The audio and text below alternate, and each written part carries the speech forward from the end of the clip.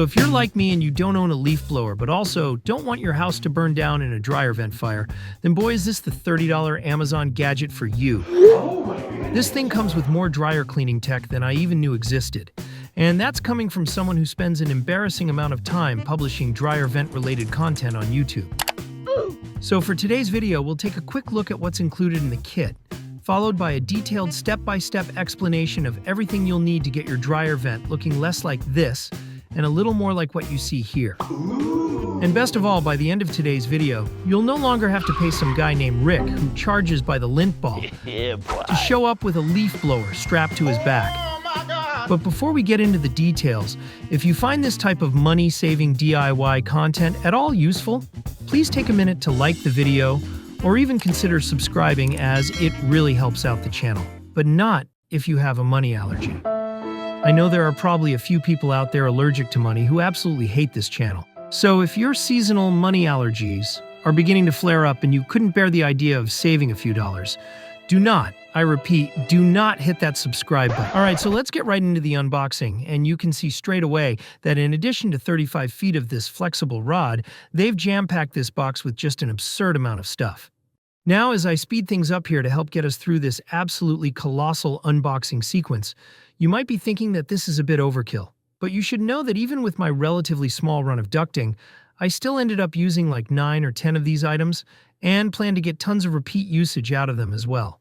Oh, and by the way, I'll put the product link in the description, but if you're viewing on a TV, you can go ahead and scan this QR with your phone. Nice. But enough with the unboxing, let's get right into it and go take a look at how this stuff works. Okay. So first off, before you move anything, be sure to check whether or not you've got a gas dryer like mine here, or just an electric one. And if you do happen to have a gas unit, be sure and turn off that valve. Then just go ahead and unplug the appliance, and it's time to move this away from the wall. Now, when it comes to safely moving your unit, if your back is anything like mine and you're working by yourself, lifting this thing is out of the question. A while back, however, I learned this hack where you can actually just cut up some cardboard, in this case, the box itself, and slip one of these under each of the front feet on your machine. From there, just rock the thing back and forth until you've created enough room to work with.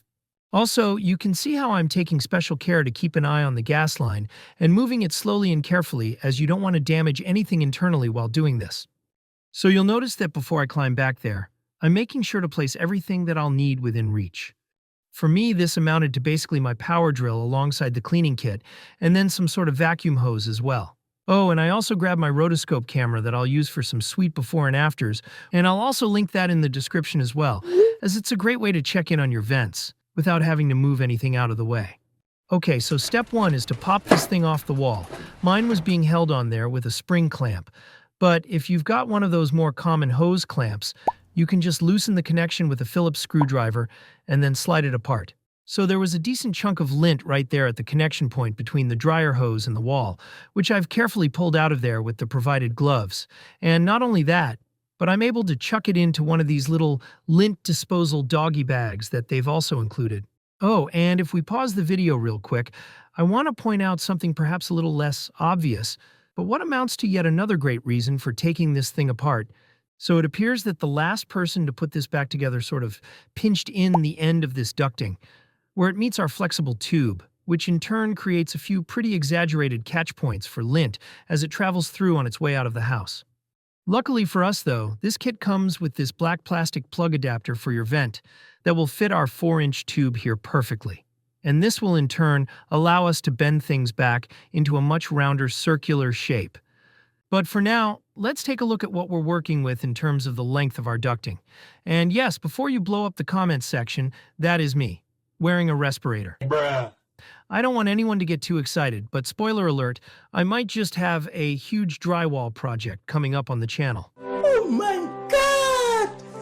Wow! Now, just to show you exactly what I'm dealing with here, I'll go ahead and run the rotoscope all the way through the wall, and you can see that we've only got something like maybe a 1.5 foot run until we're outside. But for demonstration purposes, I'll go ahead and put a few of the rods onto the drill and spin it through the pipe, just so you can see the thing in action. And after that, we'll run the same setup through the tube coming out of the back of the dryer as well to give you some pretty gnarly before and afters. So remember that circular black piece that we mentioned earlier?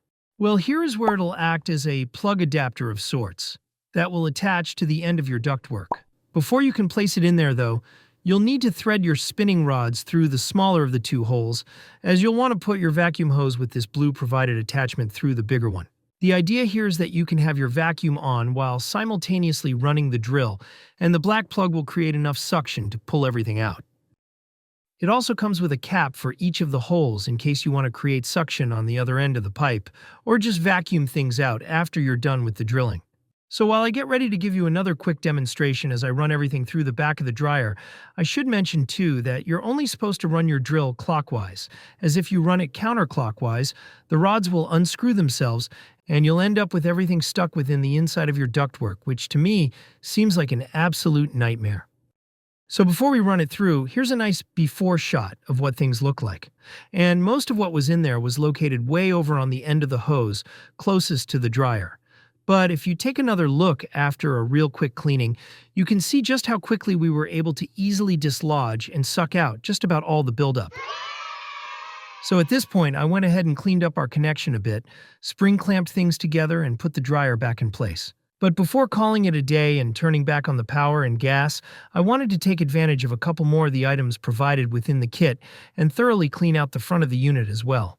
Now, even though we tend to vacuum out this lint trap fairly regularly, I thought I'd try and vacuum it with this additional, more narrow attachment, and I'm sure glad that I did. You can see after getting in there once, I had barely scratched the surface of all the lint deposited down there.